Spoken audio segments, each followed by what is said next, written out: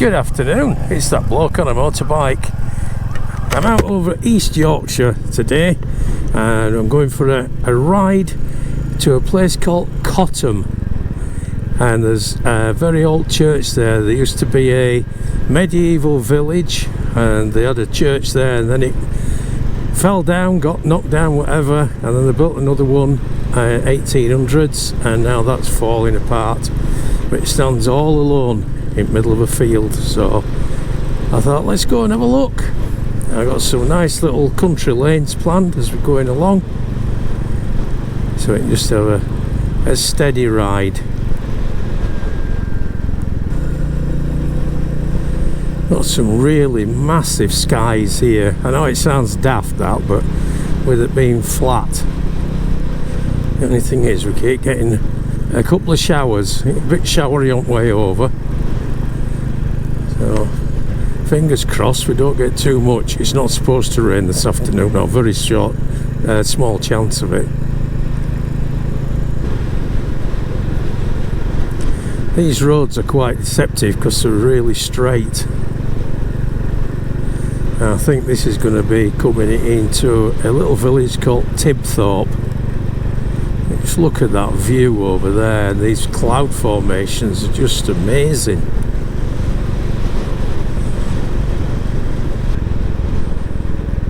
Yep, coming into Tibthorpe. I've got the yellow jacket there, slowing people down. Oh, this is a nice quaint little village. I don't think I've ever been through here. I love them cottages there.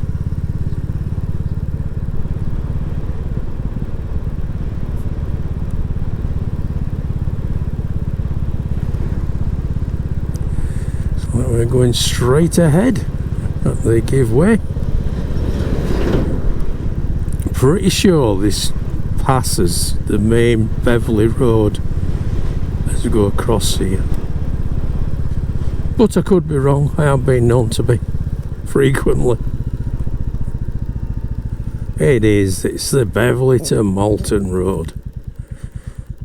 We're going to go across it.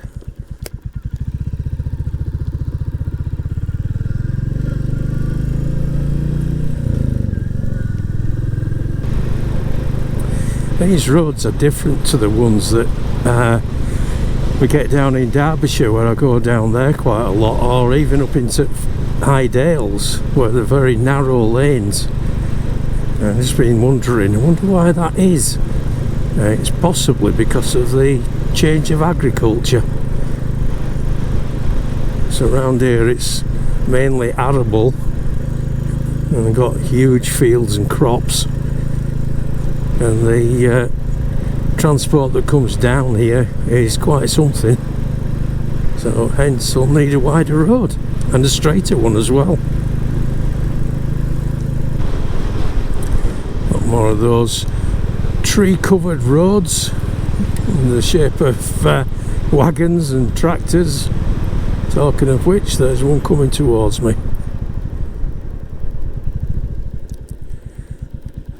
Pull in, let him come through. He's working, I'm not.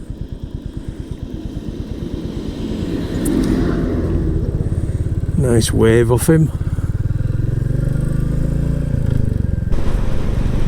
You see, in this part of the country we're devoid of dry stone walls. It's all hedgerows. It's got to be down to the fact that the ground here, I think, is mainly chalk, whereas up in the Yorkshire Dales it's limestone, and down in Derbyshire you get limestone in one area and gritstone in the other. So it just shows how, you know, people in the past have used what's available to sort of sculpt the landscape. We've got yet another tree bridge ahead of us. You can definitely see there where high-sided vehicles have gone through, probably with hay bales on top. Normal, you know, nice natural sculpture. Oh, this looks a nice little church coming up on the right hand side. So where is this one? Garden on the Wolds. Ah, I came camping here last year. That is a lovely old church. Wow, that is nice. I do believe that we just passed was the entrance to the campsite I came to last year. And that was a really lovely campsite. The only drawback I found, well, because it's very close to this road, it was quite noisy with traffic, but the facilities and everything were really good. That looks quite interesting, that tower. I wonder what that is. That may be in order to pull up and have a look. That's very ornate.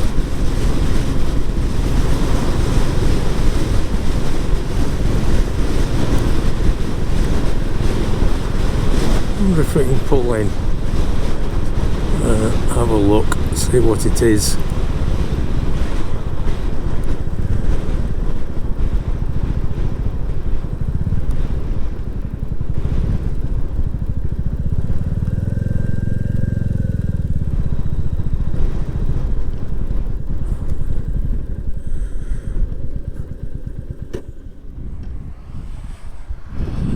Wow, 1865. Whoa, that's a bit weird seeing them clouds go past when I'm looking up in air.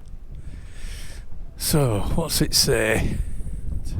Yeah, Sir Tatton Sykes Baronet. Built in 1865 to commemorate Sir Tatton Sykes. The cost was raised by subscription among 600 of his friends and tenants. Alright, so they got him to pay for a monument for old guy.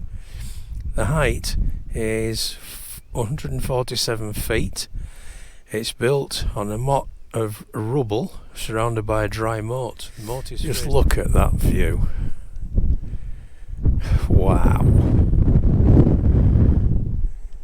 That is stunning.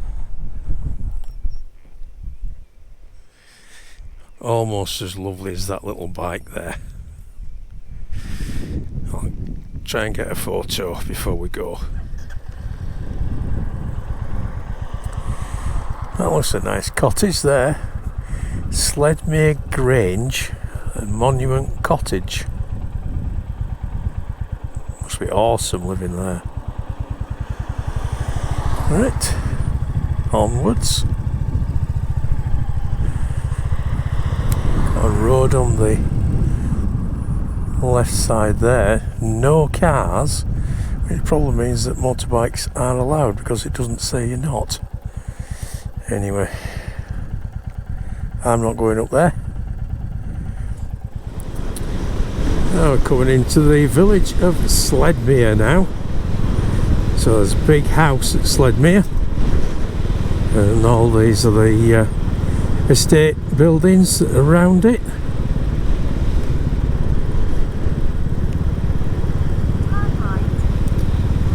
So this road that we're going on to now, I've ridden a lot of times, a heck of a lot of times, but it's the first time I've ever gone into it from that direction. This is the road that eventually goes up to Bridlington. See there where they've cut all the crop down, starting to turn it over again. We're turning right here.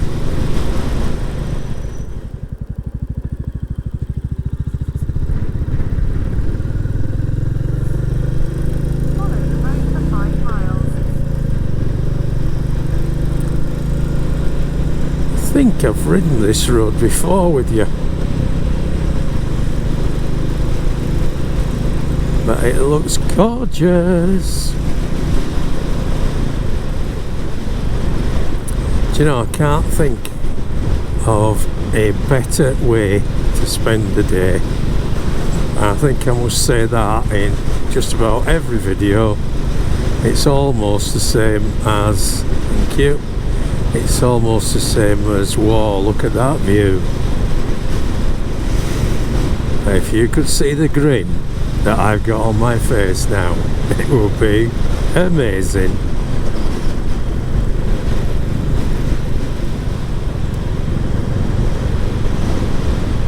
Love these old farms. It's a hard life though.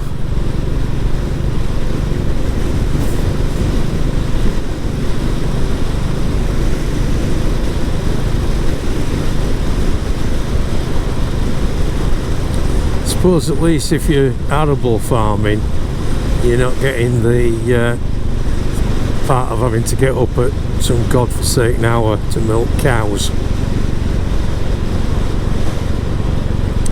Oh, this looks like it's going down into a little valley.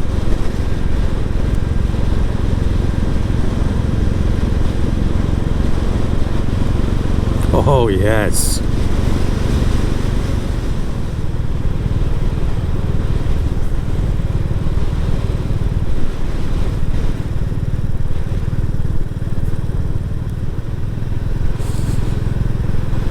You can smell the fields with it being raining. Actually smell the fields. It's right what they say, isn't it? If you're in a car, you see it.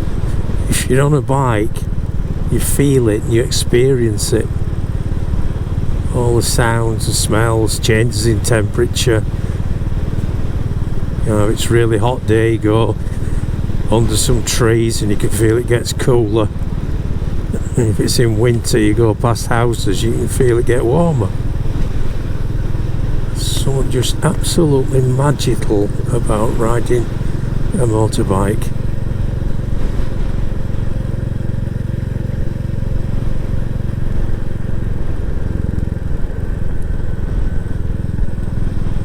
And there's something especially magical about riding a single cylinder that's got a bit of character to it, like this one has.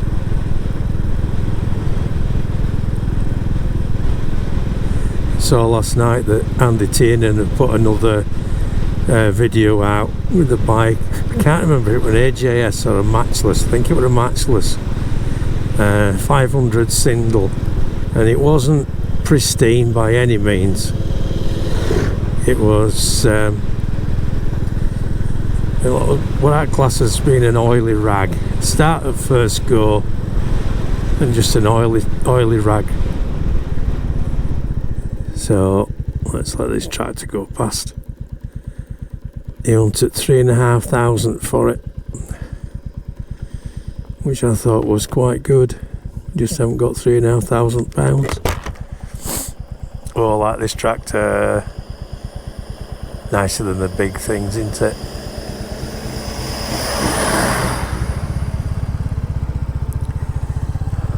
I got a wave and a thumbs up. Wow.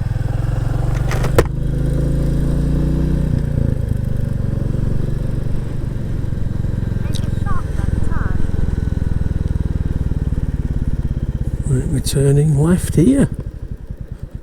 That goes to Driffield.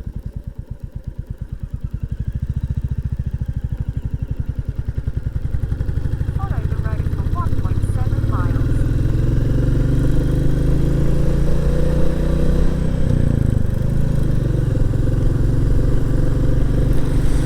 Just looking in my mirrors there. I don't know if you can see in my mirror, but you got all the different colours of fields and then that dark foreboding sky above it.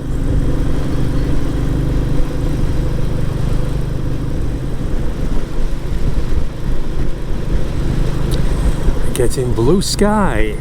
That's lovely.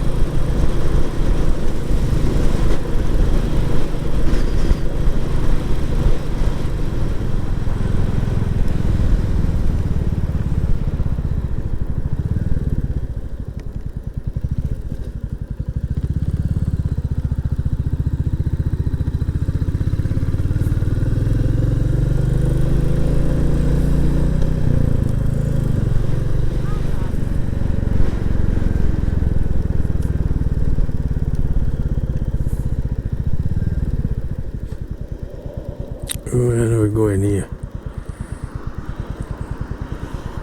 Scarborough Road to Driffield. Don't know if I know this one. Yeah, I'm talking to myself again, folks.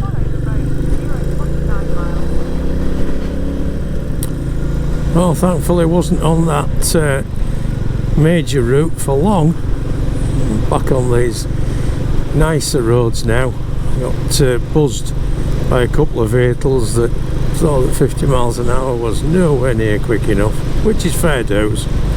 They didn't do a stupid overtake, so that's fine. It's a fairly tight little bend.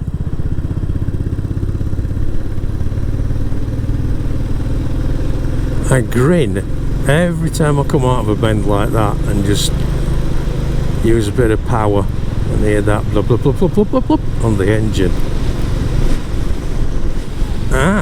That we've just passed was Cottam Airfield.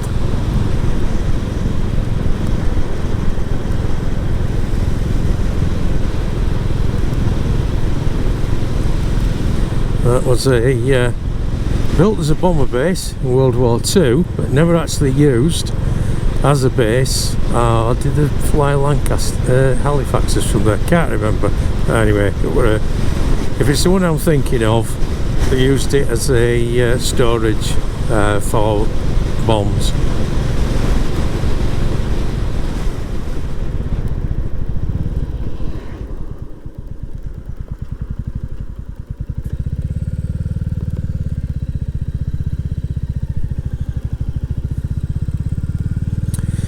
Now, apparently the church should be somewhere up here.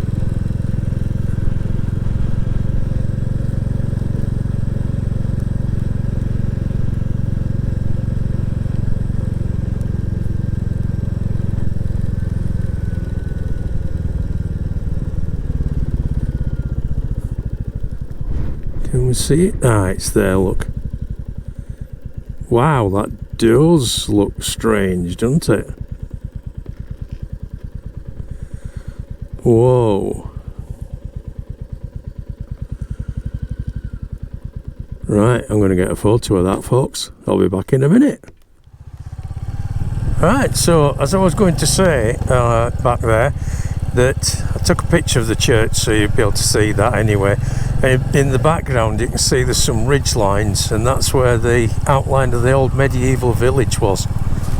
I was going to film it a little bit more, but a tractor came down and stopped at the side of me, and the farmer said, "You shouldn't be down here, it's a private road." I said, "Oh, I didn't know." He said, "There's a sign at the end." There's no sign saying private road. He said, "There's one that says footpath, public footpath." I says, "Yeah, well, you shouldn't be on then, because it's a footpath." So I thought, how unfriendly can you get? So he pulled away and then stopped a bit further up to watch what we're doing. So I turned around and made me exit. So I think what I'm going to do now is, I'm not too far away from Seaways, I don't think, so I'm going to have a ride there on roads that we've ridden before. So I think for this one I'm going to call it for today. So thanks for coming along with me, giving me a little bit of backup. This is the runway just before we do that. So that's the old runway for Airfield. I think that road that I went up was part of the old Perry track. So anyway, right, so thanks for coming along with me. I've really enjoyed your company. If you are a subscriber, thank you very much, I do appreciate it. If not, if you could consider it, because it makes a huge difference to the channel and also encourages me to do more. If you don't own any bikes, keep the shiny side up and the rubber side down. Give me a like, share it, do what you want with it, leave me a comment, and I will see you out on the road, folks. So bye for now, folks. Bye.